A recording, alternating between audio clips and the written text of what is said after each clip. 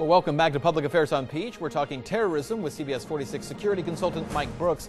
Mike, a lot of people flying out of town during the summer, going on vacation. What are some steps that people can take to really protect themselves, especially if they're traveling abroad? Number one, when you get to the airport, pack your patience because there's a lot of people that are traveling this time of year, and just use a lot of common sense. No matter where you are, whether you be at the beach, whether you're going overseas, no matter where you're going to be.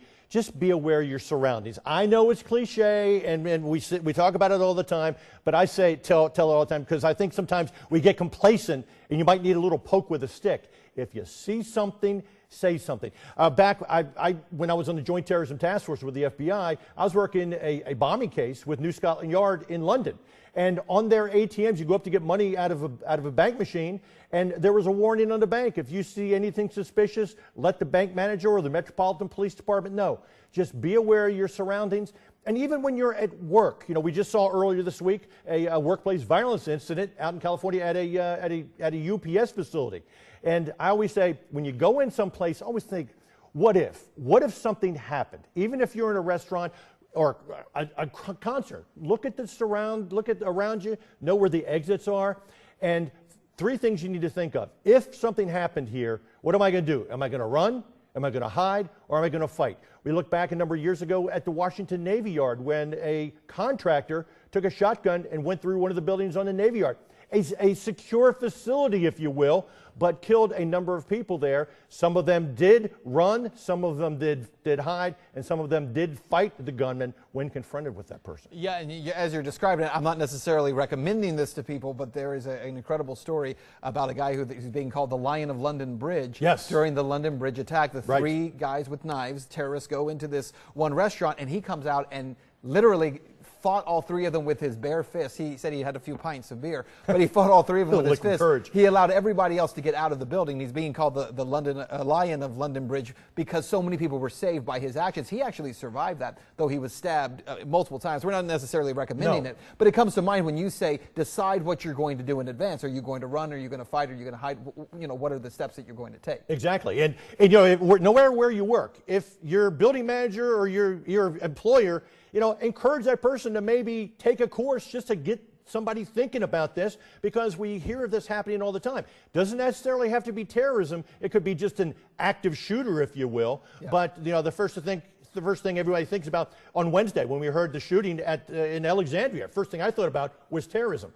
But no matter where you are, just be aware of your surroundings. And even on your vacation, I'm not saying to be paranoid. I call it situational awareness, Ben. Just know what's going on around you and what to do should something happen. Because, you know, we talk about, you know, the lion, and he decided to go ahead and fight after having a few pints. But he had decided that he was confronted, so it could have either been him or the terrorists, and he decided to go ahead and fight, and he probably saved a number of lives because he decided to go ahead and fight. Yeah, he certainly did. You know, when you have this situation, about a minute left here, sure. Situation where concerts, bridges, Christmas markets. Sure. Wherever there are large groups of people, there is the potential for something like this to happen. On some levels, security is great, law enforcement is great, but at some point, is it impossible to stop 100% of people who want to do an evil thing from doing an evil thing? Yes, 100%. Yeah. It's tough. I mean, we're going to see when the new Mercedes-Benz Stadium opens up here, we're going to see the opening during the preseason. You're probably going to see a lot more security, especially early on in the season. Yeah. And, you know, that's being run by NFL security. And you're also probably going to see more security at different venues around the United States, especially in the summertime when something like this happens. Because, again, when something happens, everybody always, we need to harden up this target. Yeah. Exactly. But just use your common sense. When you go on a vacation, pack your patience and your common sense. And I have no doubt that we're also probably going to see more security around members of Congress. I want to ask you about one more thing. Yeah. A lot of people flying, there's concern about electronic devices and a ban in some cases, especially these planes coming in from overseas where folks are not allowed to carry laptops anymore. You're stuck on a 6-hour flight and there's no laptop, there's no way to work. A lot of folks are concerned about that. How do you feel about that? You know, it's all intelligence driven, because I know that particular warning, when it first came out, I was talking to some of my sources, and I knew what the source of of the intelligence was, but I really couldn't say.